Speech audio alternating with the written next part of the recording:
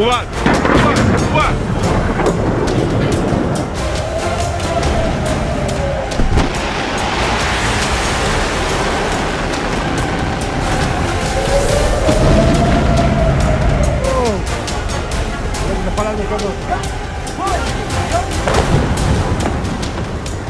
नमस्कार, जनता 24/7 न्यूज में आपका स्वागत है। मैं गौरांगी गुप्ता आपके साथ हूँ। आज बात करेंगे मिडिल ईस्ट में उस जंग पर जो ईरान, इजराइल और यूएस से शुरू हुई है और एक बड़े रूप में सामने आ रही है और दुनिया में वैश्विक स्तर पर जो है असंतुलन जो फैलाने का एक नया कारण बनती नजर आ रही है। इस वक्त की सबसे बड़ी खबर यही है कि मिडिल ईस्ट में जो हालांकि इस वक्त हालात बिगड़ रहे हैं, वो क्यों बिगड़ रहे हैं और आगे चल करके किस तरीके की घटनाएं ऐसी हो रही हैं जिसकी वजह से ईरान और इजराइल के बीच जो जंग है अब 22वें दिन में प्रवेश कर चुकी है, लेकिन हालत सुधरने के बजाय और खतरनाक होते जा रहे हैं। ताजा रिपोर्ट्स की अगर मानें तो ईरान ने जो है सेंट्रल इजराइल में बैलिस्टिक मिसाइलों से बड़ा हमला किया है। इन हमलों में न केवल इजराइल के अंदर दहशत पैदा की है बल्कि पूरी दुनिया को चिंता में डाल दिया गया है। चिंता में इसलिए डाल दिया गया है क्योंकि ये जो कहानी है ये यही खत्म नहीं होती है। इस युद्ध का दायरा मिडिल ईस्ट से शुरू होकर हिंद महासागर तक पहुंचता हुआ नजर आ रहा है। जानकारी के अनुसार अगर बात करें तो ईरान ने अमेरिका और ब्रिटेन के संयुक्त सैन्य अड्डों पर भी जो है मिसाइलें दागना शुरू कर दिया है और उन्हें अपना निशाने का बिंदु बना दिया है। बताया जा रहा है कि यह हमला करीबन 4000 किलोमीटर की दूरी से किया जा रहा है, जो कि अपने आप में एक बड़ा आघात का संकेत देता है। अमेरिकी अधिकारियों का दावा है कि एक मिसाइल हवा में ही फेल हो गया, जबकि दूसरी ओर अमेरिकी युद्धपोत ने अगर बात करें तो इंटरसेप्ट करने की कोशिश की, हालांकि ये इंटरसेप्ट पूरी तरह से सफल नहीं हो पाया।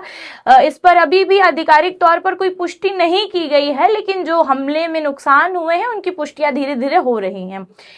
घटनाक्रम ने एक बड़ा सवाल ये खड़ा किया है कि क्या ईरान के पास अब पहले से कहीं ज्यादा लंबी दूरी तय करने वाली मिसाइलें मौजूद हैं जिनका अनुमान अभी तक और देशों को नहीं था, या अब ईरान अपनी मिसाइल रेंज 2000 किलोमीटर बताता आया है, लेकिन अब विशेषज्ञों का मानना है कि ये मापन जो है वास्तविक रूप में 3000 से 4000 किलोमीटर तक हो गया है। अगर ये सच है तो ये सिर्फ मिडिल ईस्ट के लिए ही नहीं बल्कि पूरे वैश्विक सुरक्षा संतुलन के लिए भी बड़ा खतरा है, क्योंकि जो अनुमान था अनुमान से ज्यादा मापन नजर आ रहा है। इसके खतरे को देखते हुए संयुक्त राज्य अमेरिका यानी कि यूएसए ने अपनी सैन्य तैयारियों को और ज्यादा तेज कर दिया है और अमेरिका ने अतिरिक्त उत्पोक और जो है मरीन सैनिकों के क्षेत्र में ज्यादा जो है सुरक्षा बढ़ा दी है। वहीं दूसरी ओर नाटो की बात करें तो नाटो इराक में बढ़ती सुरक्षा स्थिति को देखते हुए अपने सैन्य कर्मियों को वापस बुला रहा है। ये साफ संकेत जताता है कि अब हालात सिर्फ दो देशों तक सीमित नहीं रह गए हैं, बल्कि ये जो संघर्ष है अब बड़े स्तर पर फैलता हुआ नजर आ रहा है, जो कि एक इमरजेंसी की सिचुएशन ला सकता है। इस बीच ईरान की ओर से एक और बड़ा बयान सामने आया है। ईरान ने दुनिया भर के पर्यटकों और मनोरंजक स्थलों को अपने संभावित जवाबी हमलों की सूची में शामिल करने की भी धमकी दे दी है, जिससे कि उन्होंने बीते दिनों ईरान ने जो है बुर्ज खलीफा के इर्द गिर्द बहुत सारी मिसाइलें दागी, यानी खतरा अब सैन्य ठिकानों तक सीमित नहीं रह गया। आम नागरिकों को भी अब इस सीज फायर से क्षति पहुंच सकती है। इसी बीच अगर एक बड़ा और राजनीतिक घटनाक्रम भी सामने आ रहा है कि पूर्व जो है अमेरिकी के जो राष्ट्रपति है डोनाल्ड ट्रंप ने ईरान के तेल पर करीब 140 मिलियन बैरल के प्रतिबंध को हटाने का ऐलान किया है। विशेषज्ञ तौर पर अगर बात करें तो फैसला वैश्विक तेल के बाजार और गैस की कीमतों को नियंत्रित करने के लिए माना गया है, लेकिन इसके पीछे राजनीति और रणनीतिक संदेश भी छिपे हुए नजर आ रहे हैं। अब बात करते हैं इस जंग के सबसे संवेदनशील और प्रमुख पहलू की, यानी ऊर्जा और पावर इंफ्रास्ट्रक्चर पर बढ़ते हमले की।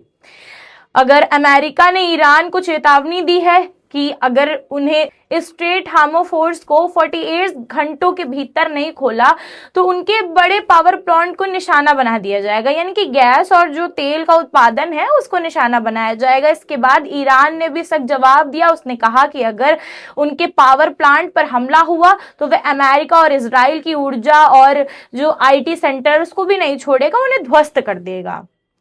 इन तनावों के बीच और इन बातों के बीच ईरान और इजराइल के जो डिमोन इलाके थे जिनको निशाना बनाते हुए मिसाइल दागी गई थी, जहां पर इजराइल का परमाणु केंद्र मौजूद था, ईरान का कहना था कि ये हमला उनके नतीजे पर परमाणु केंद्र पर हुआ है और हमले का जवाब जरूर दिया जाएगा। यानी अब ये जंग जो है सिर्फ सीमाओं तक नहीं बल्कि एक न्यूक्लियर और एनर्जी इंफ्रास्ट्रक्चर तक भी पहुंच गई है। विशेषज्ञ का मानना है कि अगर पावर प्लांट को जो है बड़े स्तर पर निशाना बनाया जाएगा तो इसका असर सिर्फ युद्ध की दिशा में ही नहीं बल्कि देशों की जो एक इंफ्रास्ट्रक्चर की सीमाएं हैं उनको भी कई ज्यादा क्षति पहुंचाएगा। ईरान की बिजली उत्पादन क्षमता तकरीबन 98,000 मेगावाट तक पहुंच चुकी है और वह अपनी ऊर्जा जरूरतों को लगभग 80% प्राकृतिक गैसों से पूरा करता है।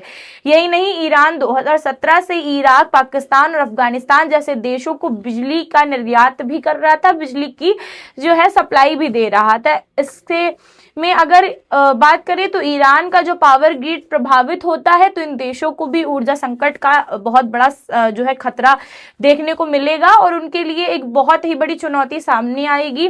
खास तौर पर इराक जो पहले से ही ईरानी बिजली पर बहुत ज्यादा निर्भर है, वह सबसे बड़ा और सबसे ज्यादा प्रभावित होने वाला देश हो जाएगा। इसके अलावा अगर स्ट्रेट ऑफ हॉर्मोन्स में किसी तरीके की रुकावट आती है तो पूरी दुनिया में तेल और गैस की कीमतों में भारी उछाल देखने को मिलेगा। जिस तरीके से भारत में एलपीजी गैस को लेकर के जनता परेशान है, यानी ये जंग अब सिर्फ हथियारों की नहीं बल्कि ऊर्जा, अर्थव्यवस्था और आम लोगों की जिंदगी और दैनिक क्रियाओं को भी अस्त व्यस्त करने में पूर्णतः सफल रहेगी।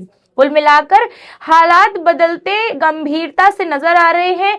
मिसाइल हमले, ड्रोन अटैक, सीजफायर, बढ़ती सैन्य तकनीकी जो है छटिक और बड़े सैन्य तौर पर जो कूटनीतिक निर्णय लिए जा रहे हैं, अगर इनका समाधान नहीं निकलता है तो संघर्ष और खतरनाक जो है ये जो सामने मामले आ रहे हैं ये और बढ़ सकते हैं।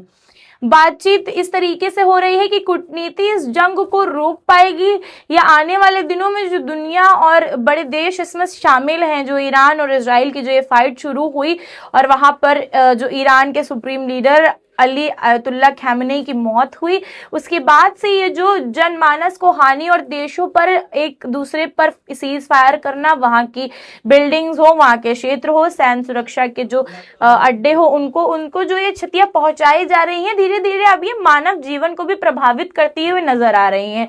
और जिन देशों में ये मिसाइलें दागी जा रही हैं वो देश तो इस पर प्रभावित हो ही रहे, पर जो देश इसमें शामिल नहीं है और तेल खरीदते हैं या गैस खरीदते हैं, क्योंकि मानव जीवन के ये जो एक तरीके से रूटीन जो रोज बनता है, रूटीन में ये शामिल है, चाहे फिर आप गाड़ी चलाएं तो उसमें तेल का खर्चा है, खाना बनाएं तो गैस का खर्चा, तो उसमें भी मानव जीवन अस्त व्यस्त हो रहा है। लोग अपनी दैनिक क्रियाओं को नहीं कर पा रहे हैं और लगातार जो है देश और देश के लोग प्रभावित हो रहे हैं। इस तरीके की तमाम अपडेट्स हम आपको देते रहेंगे। इस खबर पर हमारी नजर बनी हुई है। आप देख रहे थे जनता 24/7 न्यूज। मैं गौरांगी गुप्ता आपके साथ। धन्यवाद।